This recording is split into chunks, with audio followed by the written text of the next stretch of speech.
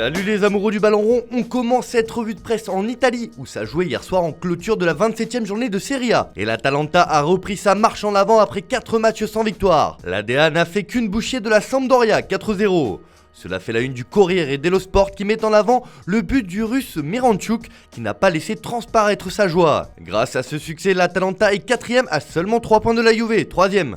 Mais ce qui fait aussi la une de l'autre côté des Alpes, c'est le choc en demi-finale de la Coupe d'Italie entre l'AC Milan et l'Inter ce soir. Pour la Gazzetta dello Sport, c'est le derby des gros. Pioli et Inzaghi sont à la recherche des sourires perdus en ce mardi de carnaval. Le duel total commence et c'est toute la botte qui en salive d'avance.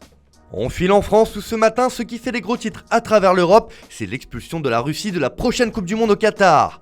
Alors que le conflit entre l'Ukraine et la Russie est dans tous les esprits depuis quelques jours, la FIFA a tranché. Pour l'équipe, c'est un carton rouge. La FIFA et l'UEFA ont décidé d'exclure la Russie de toutes les compétitions internationales jusqu'à nouvel ordre. Ils ont suivi le CIO qui a demandé hier à bannir les sportifs russes et biélorusses des compétitions internationales. La sélection russe ne devrait pas disputer les barrages de la prochaine Coupe du Monde de foot. Une information qui fait aussi la une en Belgique avec la dernière heure, mais c'est toute l'Europe et tous les médias sportifs qui mettent en avant ce coup de tonnerre.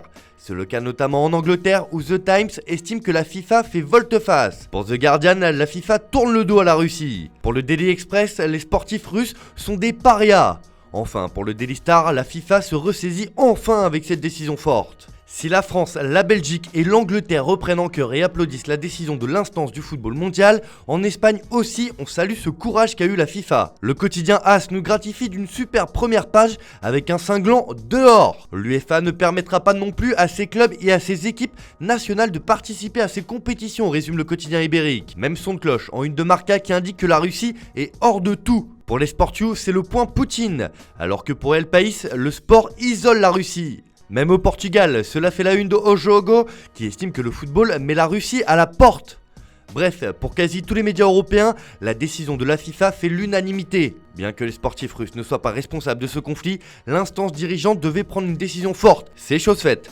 Allez, on reparle football et on retourne en Angleterre où Cristiano Ronaldo et Jack Grealish font la une du Manchester Evening News ce matin. Si le Portugais inquiète alors que Ralf Rangnick ne verrait pas d'un bon œil qu'il soit encore le fer de lance de l'attaque de Manchester United la saison prochaine, Pep Guardiola a lui mis un coup de pression à Grealish, le transfert le plus cher des Citizens l'été dernier. Il est temps de te brancher, Jack, écrit le quotidien local qui fait dans le jeu de mots. Le coach espagnol a dit à son joueur qui a coûté près de 120 millions d'euros d'oublier ses statistiques et de jouer son propre jeu. Peut-être qu'il a trop écouté ce que les gens disent, a déclaré Guardiola. Sur le retour après une légère blessure au tibia, l'Anglais doit enfin montrer de quoi il est capable. C'est ce que souhaite son entraîneur. En Espagne, il n'y a pas que l'expulsion de la Russie qui fait les gros titres, il y a, comme souvent en Catalogne, Ousmane Dembélé. Ce matin, le journal Sport annonce que l'international français de retour à un très bon niveau ces dernières semaines est ouvert à une prolongation. En fin de contrat à l'issue de la saison, le Barça espère encore le prolonger. Et c'est le président Joan Laporta qui a ouvert la porte à la continuité du français. Nous voulons qu'il reste. Le joueur qui n'a signé personne espère que Xavi sera la clé pour débloquer son avenir. C'est ce que reprend aussi Mundo Deportivo sur sa première page avec la déclaration du président Blaugrana. Tout pourrait donc s'arranger pour Dembélé au Barça. Allez, on termine ce tour de la presse en France avec une information du journal Le Parisien dans ses pages intérieures. Le quotidien francilien rapporte que Lionel Messi ne digère pas les critiques des médias français à son encontre. De plus en plus décisif avec le PSG, le meneur argentin n'apprécie pas les commentaires de la presse française sur ses performances. Ses proches multiplient les prises de parole pour le défendre. Le quotidien affirme que le numéro 30 parisien a fait part de sa stupeur au cadre du club en découvrant ses reproches. Messi n'a pas du tout apprécié et penserait même que les médias chercheraient à viser à travers lui la direction francilienne. À lui de faire taire les critiques dans les prochaines semaines. Voilà, c'est tout pour aujourd'hui, bonne journée à tous, merci de votre fidélité, on se retrouve en fin d'après-midi pour le JT Foot Mercato.